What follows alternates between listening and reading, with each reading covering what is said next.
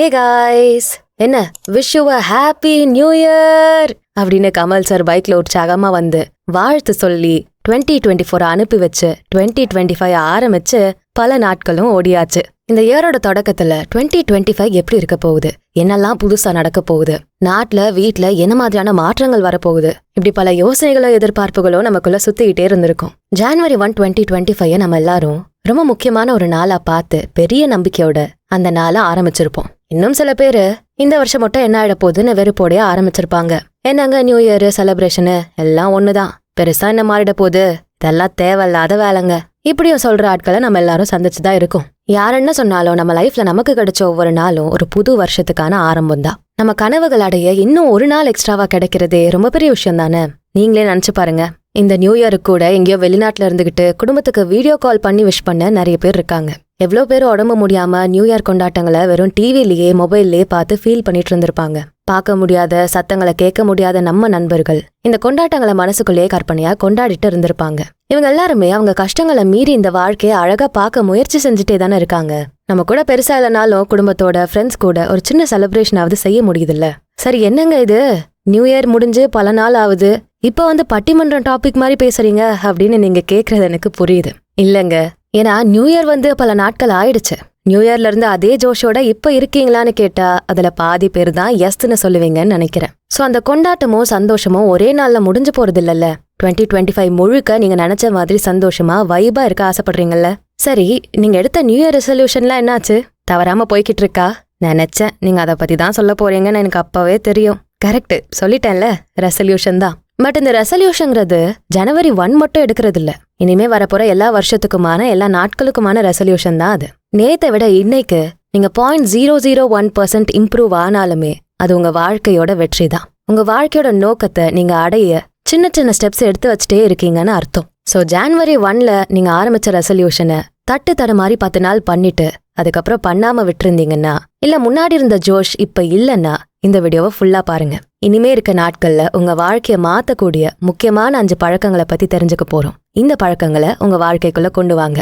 இப்போ ஒண்ணுமே கெட்டு போயிடல, இன்னும் நம்ம வருஷத்தோட ஸ்டார்டிங்ல தான் இருக்கும். இந்த 2025 உங்க வெற்றி வருஷமா மாத்திரலாம். அதுல ஃபர்ஸ்ட் பழக்கம் நம்ம உடல்நிலை. அதை நம்ம சரியா வச்சிருக்கோமா? சுவர் இல்லாம சித்திரம் வரைய முடியாதுன்னு நம்ம பெரியவங்க சொல்லுவாங்க.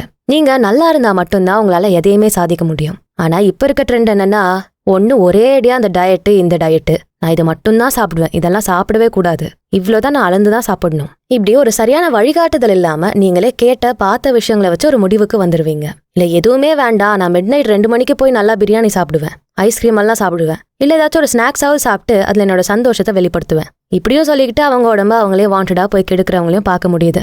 ட்ரெண்ட்னு சொல்லிக்கிட்டு உங்களுக்கு கொஞ்சம் கூட பழக்கமே இல்லாத எந்த ஒரு லைஃப் ஸ்டைலுமே ஆபத்து தான். அது இப்ப தெரியாது. உங்க உடல் உங்க பேச்ச கேட்காம போறப்போ அதோட பாதிப்புகளை நீங்களே உணர ஆரம்பிப்பீங்க. ஆனா நாம ஏன் அது வரைக்கும் காத்திருக்கணும்? இப்போவே இன்னைக்கே இந்த புது வருஷமே நம்ம ஸ்டார்ட் பண்ண போறோம். சரி, என்ன செய்யலாம்? Advice number 10,001. எல்லாரும் சொல்ற அதே அட்வைஸ். காலையில சீக்கிரம் எழுந்துக்கணும். கேட்க கடுப்பாதான் இருக்கா? என்ன செய்யறது? சொல்லிதானே ஆகணும். காலையில நேரமா எழுந்துக்கிறதோட நல்லதை நம்ம எவ்வளோ சொன்னாலும் கம்மியா தான் தெரியும். ஒவ்வொருத்தரோட லைஃப் ஸ்டைலை பொறுத்து அதோட பலன்கள் மாறும். ஆனா கண்டிப்பா சீக்கிரம் எழுந்திருச்சா உங்க அந்த நாள் ரொம்பவே நல்லாதான் இருக்கும். ஒரு நாளை முழுமையா அனுபவிச்ச ஒரு ஃபீலிங் உங்களுக்கு கிடைக்கும். கொஞ்சம் சீக்கிரம் எழுந்து உங்களை சுத்தி இருக்க இயற்கையோட நேரம் செலவு பண்ணுங்க. அது உங்களுக்கு ஒரு புது உற்சாகத்தையும் உத்வேகத்தையும் கொடுக்கும். காலை பண்ணி கொஞ்சம் கொஞ்சமா அதுல எட்டி பாக்குற சூரியன், சில்லுன்னு இருக்க அந்த காத்து, உங்களுக்கு பிடிச்ச ஒரு காஃபியை கூட கையில வச்சுக்கோங்க. நினைச்சு பார்க்கவே எப்படி இருக்குல்ல? இது அனுபவிச்சா கேட்கலாம் நல்லாதான் இருக்கு. ஆனா நைட்டு தூங்கினாதானே காலைல சீக்கிரம் எழுந்திருக்க. கொஞ்ச நாள் நைட்டு சீக்கிரம் தூங்க முடிவு பண்ணுங்க. ஏர்லி வேக்கிங் அப் எவ்வளவு முக்கியமோ அதே போல ஏர்லி ஸ்லீப் டைம் கூட ரொம்ப ரொம்ப முக்கியம்தான். தூங்கினாதானே எழுந்துக்க முடியும். தேவையில்லாத மனக்குழப்பம், டெம்டேஷன்ஸ் இதெல்லாம் குறையணும்னா சீக்கிரமா இல்ல அட்லீஸ்ட் ஒரு 9 இல்ல 10க்குள்ள முக்கியமா தூங்க முயற்சி பண்ணுங்க. நல்ல தூக்கம் ஒரு நல்ல தொடக்கத்துக்கான ஆரம்பம். சரி, தூங்கியாச்சு, எழுந்தாச்சு, காஃபி எல்லாம் குடிச்சாச்சு, அப்புறம் என்ன? வேற என்ன சொல்ல போறோம்? வாக்கிங் தான். ஐயோ, இந்த ஃபிட்னஸ் பேசுறவங்க தொல்லை தாங்க முடியலையே. வாக்கிங்கு, ஜாகிங்கு, ரன்னிங்னு வந்துருவீங்களே. இல்ல, இது எக்ஸசைஸுக்கான வாக்கிங் இல்ல, ஒரு நாளுக்கான உங்களுக்கான டைம்னு கூட இதை சொல்லலாம். நீங்க அன்னைக்கு என்ன செய்ய போறீங்க, இதெல்லாம் அன்னைக்கு முடிச்சே ஆகணும், முக்கியமான வேலை எல்லாம் என்ன, இதெல்லாம் யோசிக்க உங்களுக்கு டைம் வேணும்ல. அப்போ கொஞ்சம் நடந்துகிட்டே யோசிங்க. எக்ஸசைஸ்க்கு எக்ஸசைஸும் ஆச்சு, பிளானிங்கும் முடிஞ்சாச்சு. இல்லங்க, எனக்கு வீட்டுல நிறைய வேலை இருக்கு, பசங்களை ரெடி பண்ணணும், சமைக்கணும், நான் ஒரு பிஸி ஒர்க்கிங் மேன் இல்ல பிஸி ஒர்க்கிங் விமனுங்க, என்னால இதெல்லாம் முடியாது, இந்த மாதிரி காரணங்களை தேடாதீங்க. நீங்க பிஸியான லைஃப்ல தான் இருக்கீங்க, எங்களுக்கும் புரியுது. ஆனா எல்லாத்தையும் விட உங்க பிசிக்கல் அண்ட் மென்டல் ஹெல்த் ரொம்ப ரொம்ப முக்கியம் இல்லையா? அதுக்கேத்த ஒரு நேரத்தை நீங்க தானே ஒதுக்கணும். நீங்க சம்பாதிக்கிறது ஓடுறது யாருக்காக? உங்க மன நிம்மதிக்காகவும் உங்களை கூட இருக்கவங்க மன நிம்மதிக்காகவும் சந்தோஷத்துக்காகவும் தானே. அப்போ அதுதான் நீங்க தினமும் செய்யற ஒரு வேலையை இன்னும் சிறப்பா செய்யணும்ல. ஒரு சின்ன வாக்கு இல்ல ஒரு ஒர்க் அவுட், ரொம்ப அதிகமான டைம் இருந்தா மெடிடேஷன், யோகா இதெல்லாம் பண்ணலாம். நல்லா புரிஞ்சுக்கோங்க, இது பிசிக்கல் ஃபிட்னஸையும் தாண்டி உங்க மனசுக்கு ஒரு அமைதி கிடைக்க வைக்கிற ஒரு சின்ன முயற்சி தான். ஒரே ஒரு நல்ல ஹெட்செட்ல பயங்கரமான மியூசிக்கை போட்டு ரன்னிங் போயிட்டு டயர்டா அடுத்த நாள் இன்னும் அதிக நேரம் தூங்குறதுக்கு இல்ல. இது உங்க உடல்நிலைய சரியா வச்சுக்கிறதோட அவசியத்தை உங்களுக்கு சொல்றதுக்கு தான் இந்த அதிகாலை நேரம். வேற சிந்தனை இல்லாம உங்களை பத்தி மட்டும் யோசிக்க கிடைச்ச ஒரு நல்ல டைம் இது. அடுத்ததா நம்பர் 2, பிளானிங். பிளான் பண்ணணும். ஓகே, இப்படி காமெடியில வர மாதிரி எல்லாமே பிளானோட தான் நடக்கணும். பிளான் இல்லாம போனா வாழ்க்கையில சில அடிகள் இல்ல, பல அடிகள் விழதான் செய்யும். நீங்க கொஞ்சம் மெனக்கெட்டு செய்ய வேண்டிய ஒரு வேலை. ஆனா இதை டெய்லி பழக்கமா மாத்துறப்போ பெரிய பெரிய மாற்றங்கள் நடக்கும். உங்க ஒரு நாள் வாழ்க்கை எப்படி இருக்குன்னு ஒரு பார்வை. நீங்க எதெல்லாம் செய்றீங்க? முக்கியமான வேலை என்ன? உங்க அன்றாட வேலை என்ன? உங்க ஒரு நாளை நீங்க எப்படி எல்லாம் பிரயோஜனமா வச்சிருக்கீங்க? இதெல்லாம் நீங்களே தெரிஞ்சுக்கலாம். நீங்க எவ்வளவு நேரம் சும்மா இருக்கீங்க? எவ்வளவு முக்கியமான வேலைகளை செய்றீங்க? நீங்க செலவு செய்யற நேரம் உங்களுக்கு நிஜமாவே ஏதாச்சும் ஒரு புது விஷயத்துக்கு பயன்படுதா? நீங்க செய்யற வேலையில உங்க முழு கவனம் இருக்கா? இதெல்லாம் நீங்க முதல்ல தெரிஞ்சுக்கணும். அப்பதான் உங்களை நீங்க உங்க கட்டுப்பாட்டுல வச்சுக்க முடியும். உங்களால உங்களை முழுசா கண்ட்ரோல்ல வச்சுக்க முடிஞ்சா அதுவே ஒரு பெரிய தைரியத்தையும் நம்பிக்கையும் கொடுக்கும். மனசு சரியில்லை, பொழுதே போகல, இல்ல வேலை செய்ய கடுப்பா இருக்கு, இப்படியெல்லாம் காரணம் சொல்லிட்டு நீங்க எவ்வளவு நேரத்தை டிவி மீடியான்னு வேஸ்ட் பண்ணிருப்பீங்க. அதெல்லாம் கணக்கிலே வராது. ஆனா உங்க மனசாட்சிப்படி நீங்களே இதெல்லாம் ரிவ்யூ மாதிரி செஞ்சு பார்க்கணும். யார்கிட்ட சொல்ல வேண்டிய அவசியம் இல்ல. என்ன இது சின்ன புள்ளத்தனமா இருக்கு அப்படின்னு நீங்க நினைக்கலாம். ஆனா உங்களுக்கு ஒரு தெளிவு கிடைக்கணும்னா நீங்க இதை செஞ்சே ஆகணும். முதல் நாள் ஆரம்பிக்கிறப்ப அந்த நாளோட முடிவுல 1 மணி நேரத்துக்கு ஒரு முறை நீங்க என்ன மாதிரி வேலைகளை செஞ்சீங்கன்னு எழுதுங்க. உதாரணமா 6 to 7 உடற்பயிற்சி, 7 to 8 குக்கிங், 8 to 9 ஆபீஸ்க்கு ரெடி ஆகுறது, இது போல எழுத ஆரம்பிங்க. அடுத்த நாள் இதுல எதுவும் நல்ல மாற்றங்களை கொண்டு வர முடியுமான்னு யோசிங்க. 9 to 10 PM மொபைல் வாட்சிங்னு நீங்க எழுதுனா அது உங்க வாழ்க்கைக்கோ இல்ல நீங்க செய்யற செயல்களுக்கோ உதவியா இருக்க முடியுமான்னு உங்களுக்குள்ளேயே ஒரு கேள்வியை கேளுங்க. அப்ப அந்த நேரத்தை குறைக்க முயற்சி செய்யுங்க. படிப்படியா அதை முழுசா மாத்திக்க உங்களாலான செயல்களை செய்யுங்க. உதாரணமா அதே நேரத்தை நீங்க அடுத்த நாள் பிளான் பண்ண ஒரு டைமா யூஸ் பண்ணிக்க முடியும். அது இன்னும் உங்களை ஒரு எஃபெக்டிவான செயல்களை செய்ய வைக்கும். இதே பழக்கமா மாறும்போது உங்களால நீங்க சரியான செயல்களை செய்யறதுக்கு மட்டும் இருக்க மாதிரி மாத்திக்க முடியும். உங்க டு டூ லிஸ்ட்ல இருக்க எல்லாத்தையும் உங்களால சரியா செஞ்சு முடிச்சிருக்க முடியும். உங்க ஒரு நாளை நீங்க சிறப்பா வச்சுக்க முடிஞ்சா உங்க வாழ்க்கையும் சரியா மாத்திக்க முடியும். ட்ரை பண்ணி பாக்குறதுல தப்புதும் இல்லையே. அடுத்து நம்பர் 3, மூணாவதா பார்க்க போற ஒரு விஷயம் ரொம்ப முக்கியமானது. இது வரைக்கும் நீங்க செய்யணும்னு நினைச்சு செய்யாம விட்ட விஷயங்கள். அது உங்க லைஃப மாத்திர ஒன்னா இருந்தா அதுக்கான ஒரு தொடக்கத்தை இந்த வருஷம் செய்யுங்க. ரொம்ப நாளா செய்ய நினைச்ச ஒரு முயற்சி, ஒரு பிசினஸ் ஐடியா, இல்ல ஒரு பழக்கத்தை மாத்த நினைச்சது, புதுசா ஒரு விஷயத்த பத்தி கத்துக்கணும் இல்ல தெரிஞ்சுக்கணும்னு நினைச்சு அதுக்கான சரியான டைம் கிடைக்கவே இல்லைன்னு விட்டது, இல்ல ரொம்ப நாளா போகணும்னு நினைச்ச ஒரு டூரா கூட இருக்கலாம். கண்டிப்பா நம்ம எல்லாருக்குள்ளயும் அப்படி ஒரு விஷயம் இருந்துகிட்டே இருக்கும். உங்களுக்காக உங்க நிம்மதிக்காக செய்யணும்னு நினைச்ச ஆனா தேவையில்லாத பயத்தையும் தயக்கத்தையும் வச்சுக்கிட்டு அதை தள்ளி போட்டுக்கிட்டே இருந்தா அதை தொடங்க சரியான நேரம் வந்துட்டதா நினைச்சுக்கோங்க. இந்த நியூ இயர் தான் அதுக்கான சரியான வருஷமா இருக்க முடியும். பெரிய விஷயமா தான் இருக்கணும்னு எந்த அவசியமும் இல்ல. ஏதோ ஒரு சின்ன செயலா கூட இருக்கலாம். ரொம்ப நாளா படிக்க நினைச்ச ஒரு புக்கா கூட அது இருக்க முடியும். ஏன் இதை செய்யணும், இதை செஞ்சா என்ன ஆகும்னு உங்களுக்குள்ள 1000 கேள்விகள் வரலாம். நம்ம எல்லாருமே யாருக்காக இருக்கோம், எதுக்காக வேலை செய்யறோம், ஏன் இப்படியெல்லாம் கஷ்டப்படுறோம்னு ஒரு கட்டத்துல ஒரு விரக்தி மனப்பான்மை வரலாம். அது உள்ளுக்குள்ள இருந்து சரி செய்ய மட்டுமே இந்த முயற்சி அவசியமாகுது. எப்படி ஒரு உடற்பயிற்சி உங்க உடல் நல்லதுக்கு நல்லதோ அதே போல உங்க மனசும் நல்லா இருக்கணும். உங்களுக்கு பிடிச்சதை செய்யணும். நீங்க நினைச்ச எல்லாத்தையும் ரசிச்சு அனுபவிச்சு சந்தோஷமா செய்யணும். அது உங்க போர் அடிக்கிற நார்மல் லைஃபுக்கு கொஞ்சம் ஆறுதலை கொடுக்கும். நல்லா தெரிஞ்சுக்கோங்க, இது முழுக்க முழுக்க நீங்க மட்டும் சம்பந்தப்பட்ட ஒரு விஷயமா இருக்கணும். ஏன் தெரியுமா? நீங்க உங்களை சந்தோஷமான மனிதரா உணர்ந்தாதான் உங்களை சுத்தி இருக்கவங்கள நிம்மதியா வச்சுக்க முடியும். அடிப்படை சந்தோஷமே தனி மனிதனோட நல்லதுதான். அது முழுசா உணர்ந்தா நீங்க எந்த மாதிரி சூழலையும் உங்களுக்கு ஏத்த மாதிரி மாத்திக்கலாம். அதை செய்யாம உங்க வீட்டுல இருக்க யாராச்சும் சொன்னாங்கன்னு உடனே அவங்க டூர் பிளானோ இல்ல அவங்க செய்ய ஆசைப்பட்டதையோ நீங்க உங்க விருப்பமா நினைச்சு செஞ்சா உங்களுக்கு தேவையில்லாத டென்ஷன் தான் மிஞ்சும். உங்களுக்கு பிடிச்ச வாழ்க்கைய வாழ நீங்க எடுக்கிற ஒரு சின்ன முயற்சி தான் இது. இதை கொஞ்சம் கொஞ்சமா பெரிய கனவுகளுக்கும் லட்சியங்களுக்கும் பயன்படுத்திக்கலாம். உங்களுக்கு உங்க ஆசைகளுக்கு இருக்க முக்கியத்துவத்தை நீங்க முதல்ல உணர ஒரு சின்ன முயற்சி தான் உங்க பெரிய கனவுகளை அடைய ஒரு நம்பிக்கையை கொடுக்கும்.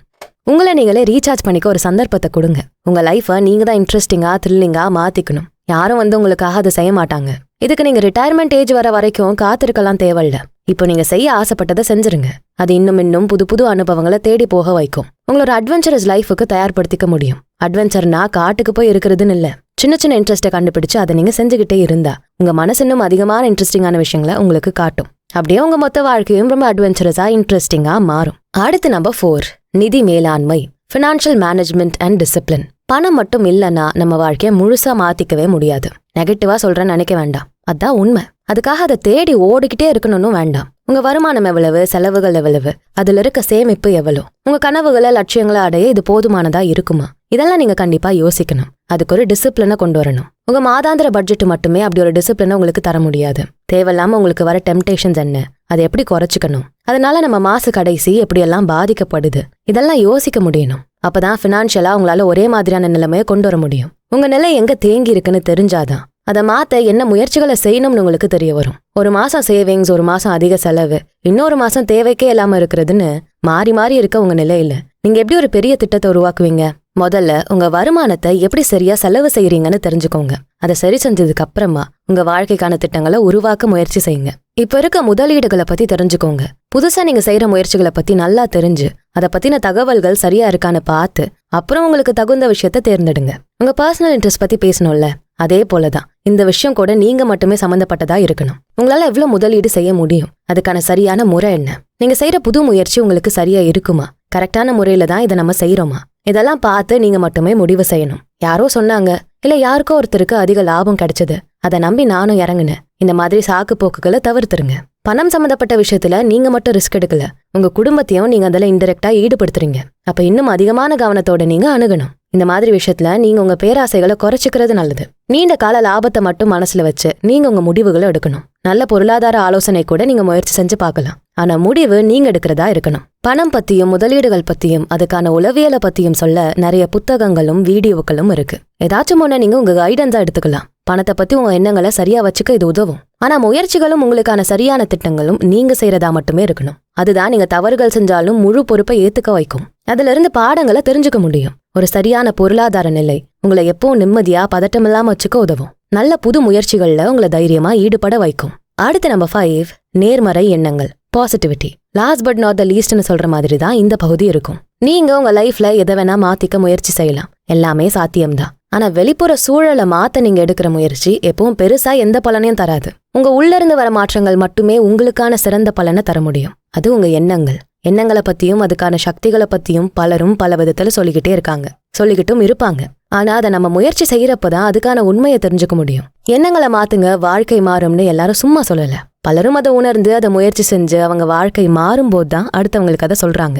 உங்க சொந்த அனுபவங்கள் மட்டுமே அதுக்கான ஒரு சந்தர்ப்பத்தை தர முடியும். உங்க நாளை தொடங்குறப்போ புது உணர்வுகளோட புது சந்தோஷங்களோட தொடங்குங்க.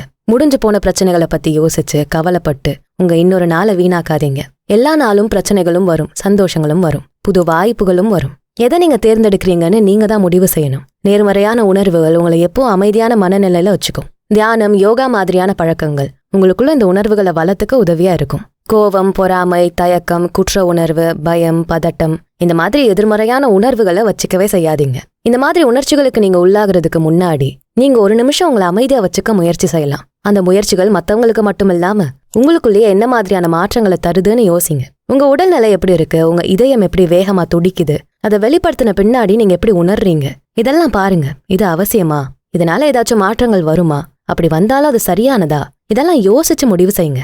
தியானம், யோகா போன்ற விஷயங்களை உங்க தினசரி பழக்கமா மாத்திக்கிறது இதை உங்களுக்கு இன்னும் சுலபமா ஆக்கும். முடிஞ்ச வரைக்கும் அன்பா இருங்க, பொறுமையை கடைபிடிக்க முயற்சி செய்யுங்க. எந்த மாதிரி சூழல்லையும் உங்களுக்கு ஏத்த மாதிரி மாத்தி யோசிக்க முயற்சி செய்யுங்க. தடைகளுக்கு பின்னாடி இருக்க வாய்ப்புகளை பாருங்க. கஷ்டத்தை மீறி வர்றதுக்கான உங்க முயற்சிகள்ல இருக்க உங்க நம்பிக்கையை உணருங்க. உங்க எண்ணங்களும் அதை நீங்க எப்படி பயன்படுத்துறீங்க அப்படிங்கறதும் தான் உங்க வாழ்க்கையை உருவாக்கும். நீங்க அதை விரும்பி ஏத்துக்காத வரைக்கும் யாரோ ஒருத்தர் உங்களுக்கு செய்யற விஷயங்கள் உங்களை எந்த விதத்திலையும் பாதிக்கவே செய்யாது. குடும்பத்தோட நல்ல நேரத்தை செலவு செய்யுங்க. அவங்க மேல உங்க அக்கறை வெளிப்படுத்துங்க. நண்பர்களுக்கு மனசால உங்களுக்கு பிடிச்ச உதவியெல்லாம் செய்யுங்க. நல்ல மக்களை உங்க கூட வச்சுக்கோங்க. அதுக்கு நீங்க நல்ல மனிதரா இருங்க. உங்க எண்ணங்கள் தான் உங்களுக்கான வாழ்க்கை இருக்கும். நீங்க எந்த மாதிரியான எண்ணங்களை வச்சிருக்கீங்களோ அதுவே உங்க அன்றாட வாழ்க்கையில வெளிப்படும். நல்ல எண்ணங்களை வளர்த்து நல்ல வாழ்க்கை நீங்களே உருவாக்க முயற்சி செய்யுங்க. வாழ்க்கை ரொம்ப ரொம்ப அழகானது. நாம தான் அதை புரிஞ்சுக்க மாட்டோம். இந்த பதிவு உங்களுக்கு கண்டிப்பா ஒரு மாற்றத்தை கொடுத்துருக்கோன்னு நம்புறோம். எல்லா வருஷத்தையும் போல இன்னொரு வருஷமா இது இல்லாம உங்களுக்கு பிடிச்ச எல்லா விஷயத்தையும் நீங்க செய்ய ஆசைப்பட்ட எல்லாத்தையும் செய்ய முடிஞ்ச ஒரு வருஷமா இது இருக்கணும். நல்ல எண்ணங்கள் மூலமா நல்லதை செஞ்சு உங்களுக்கு தேவையான எல்லா நல்லதையும் உங்க வாழ்க்கைக்குள்ள கொண்டு வாங்க. உங்க பழக்கங்களை மாத்தி உங்க கனவுகளை ஈஸியா அடையிற வழிகளை கண்டுபிடிங்க. நம்ம எல்லாரும் சந்தோஷமா, நிம்மதியா, அபரிமிதமான நிலையில எப்பவும் வாழதான் இந்த வாழ்க்கையை தேர்ந்தெடுத்திருக்கோம். அதை சரியா செய்ய உங்க சின்ன முயற்சிகள் போதும். 2025 மட்டும் இல்ல, இனி வரப்போற எல்லா வருடங்களும் உங்களுக்கு எல்லா நல்லதையும் கொடுக்கற மாதிரி தான் இருக்கும். இந்த ஹாப்பி நியூ இயரோட ஃபர்ஸ்ட் மந்த் இன்னும் முடியல. சோ விட்டதெல்லாம் டக்குன்னு பிடிச்சிடலாம். சோ உங்க எல்லார் வாழ்க்கையிலும் அன்பு பெருகட்டும். உங்க கற்பனை கனவுகள் உங்க வாழ்க்கைக்குள்ள நிஜமான காட்சிகளா வரட்டும். உங்க வாழ்க்கை ரொம்ப அழகானது. அதை இன்னும் அழகா மாத்துறது உங்க கடமை. அதுல ஏதோ ஒரு சின்ன வழிகாட்டியா நாங்க இருந்தோம்னா அது எங்களுக்கும் பெருமை. மேலும் இந்த மாதிரி சிறப்பான பதிவுகளுக்கு இந்த வீடியோ லைக் பண்ணிட்டு உங்க ஃப்ரெண்ட்ஸ் அண்ட் ஃபேமிலிக்கு ஷேர் பண்ணுங்க. நம்ம channels beyond the ordinary and body and soul Tamil ரெண்டுத்துக்கும் சப்ஸ்கிரைப் பண்ணிட்டு பெல் ஐக்கானை அழுத்துருங்க. நான் உங்களை அடுத்த வீடியோல பாக்குறேன். நன்றி.